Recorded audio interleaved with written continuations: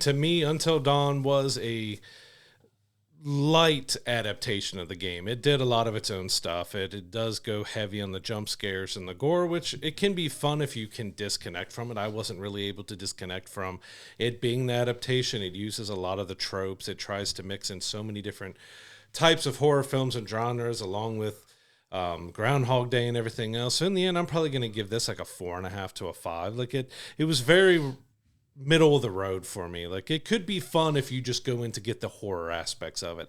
But if you're looking at a story to a game that was kind of deep on lore and story, it doesn't really give you all that. It briefly touches on it, but it goes in its own way that it kind of loses its own identity because it's trying to be so many different things at once.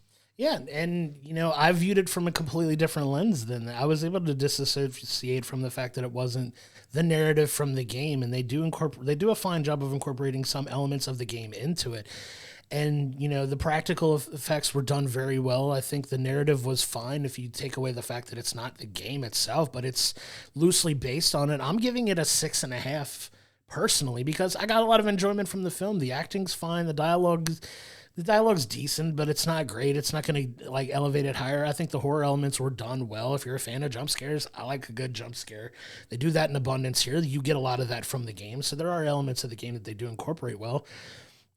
My biggest disappointment in the film is I feel like it's more of a setup to a second movie than the other way around. I really feel like they could have benefited more from giving you the narrative of the game as close as they could in the first film, and this film could have been the sequel that was a jump back to earlier elements of, the Until Dawn story, where you can get some callbacks to, or some allusions to characters that we knew we were going to see from the game in the second film.